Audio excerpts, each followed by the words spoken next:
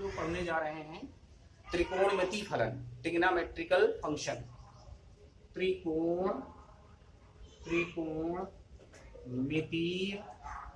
फलन, त्रिकोणमिति फलन, इसको हम लोग इंग्लिश से बोलते हैं trigonometry.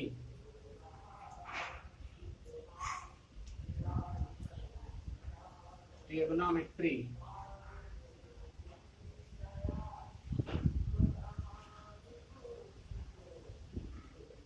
Trigonometry function,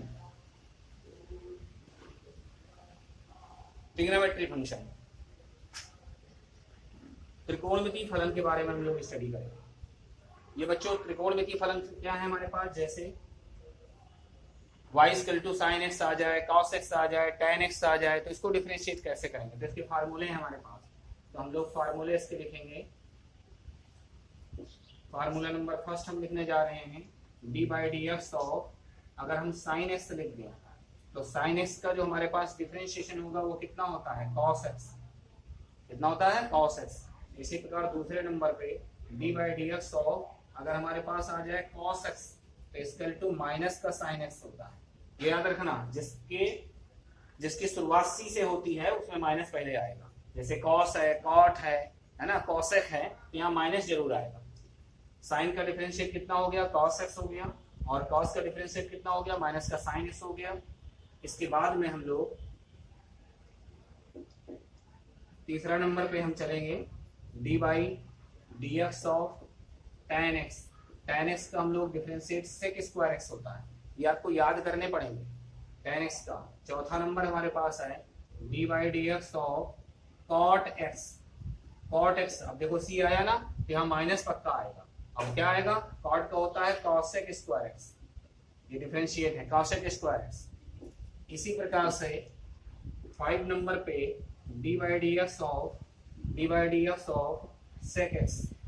sec x का होता है आपके पास sec x इंटू में tan x, ये होता है।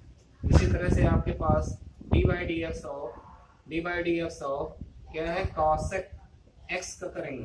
अब cosec में c आया है ना, तो माइनस यहाँ आएगा, और सूत्र क्या होगा, cot x इंटू में cosec x, ये फार्मूले होते हैं। तो ये फार्मूले हम लोगों को मैंने नोट्स में आपके बना के दे दिए हैं, आप इनको लर्न कर लीजिएगा कि sin x का डिफरेंशिएट क्या होता है, cos x का डिफरेंशिएट क्या होता है, tan x का कितना होता है, ये सारे लर्न कर लेंगे। इसके बाद हम इसको फार्मूले, इनको फिर हम लोग इसी से रिलेटेड कुछ क्वेश्चंस करेंगे। लेकिन एक बात आपको पहले और बता दूं, नोट डाल के मैं एक चीज आपको समझा दे रहा हूं। जैसे मेरे पास क्या दिया है, y = tan u दिया है, tan u, ये x का फंक्शन नहीं है, x नहीं है, u का फंक्शन है, मतलब x की जगह में कुछ और रखा हुआ है। तो यहाँ पर जहां आपको मैं बता दूं, where u = क्या होता है, u = है f of x, मतलब u जो है x का कोई फलन होगा। मतलब u के जगह जैसे 6x आ जाए, 4x आ जाए, 3x आ जाए, इस तरह से कुछ आ जाता है, तो उसको कैसे डिफरेंशिएट करते हैं। इस कंडीशन में हम लोग जब डिफरेंशिएट करते हैं तो dy/dx इक्वल टू, यहाँ लिखते हैं d/dx ऑफ tan u आ जाए। तो tan का हमारे पास क्या होता है, tan का हमारे पास इंटीग्रेशन क्या होता है, sec² x होता है। sec² u के जगह में u रख देंगे। अब u चूंकि है हमारे पास क्या है, कोई x का फंक्शन है, तो इसको फिर से डिफरेंशिएट करेंगे केवल u का। तो यहाँ पर dy कितना आ जाएगा, d/dx ऑफ u का फिर से डिफरेंशिएट करेंगे। ये देखिए, फिर दोबारा सुन लीजिए, y = tan u है, जबकि u हमारे पास कोई x का फलन है, फंक्शन है। जैसे x, u के जगह में 6x हो, 4x हो, 5x हो, कुछ भी हो सकता है। तो यहाँ पर हम लोग जब इसको डिफरेंशिएट करेंगे तो पहले इस u को हम मान लेंगे कि x लिखा है, तो tan x का समाकलन क्या होता है, sec² x, तो sec² x लिख दिया। लेकिन ये चूंकि x नहीं था, x की जगह में कुछ और था, तो उसको फिर से हम लोग क्या करेंगे, डिफरेंशिएट करेंगे। अगर x होता तो वही हो जाता, लेकिन x की जगह में कुछ और है, 6x है, तो उसको फिर से डिफरेंशिएट कर लेंगे। ठीक है, एक एग्जांपल दे दूं तो क्लियर हो जाता है। इसका एक एग्जांपल दे दूं तो आपको बात क्लियर हो जाए। एग्जांपल क्या है, जैसे हमारे पास y = ये गिवन है, आपको दिया हुआ है, क्या दिया है, y = tan 4x दिया है। ये देखिए, केवल x नहीं है, 4x है, तो 4x है, x की जगह में 4x है, तो इसको हम लोग जब डिफरेंशिएट करेंगे, डिफरेंशिएट विद रिस्पेक्ट टू क्या करेंगे, x के सापेक्ष इसका अवकलन करेंगे।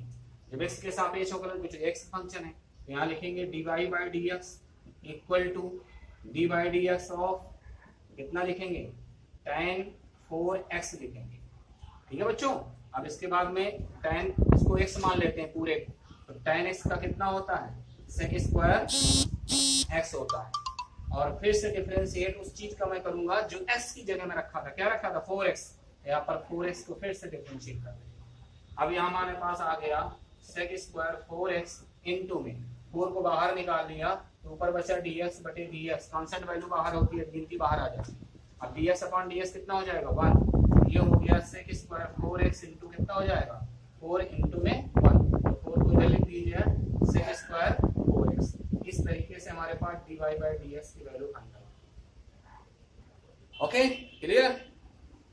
इस तरीके के आपके पास अगर कोई ट्रिग्नोमेट्रिकल फंक्शन आ जाता है तो उसको डिफरेंशिएट इस मेथड से हम लोग करेंगे।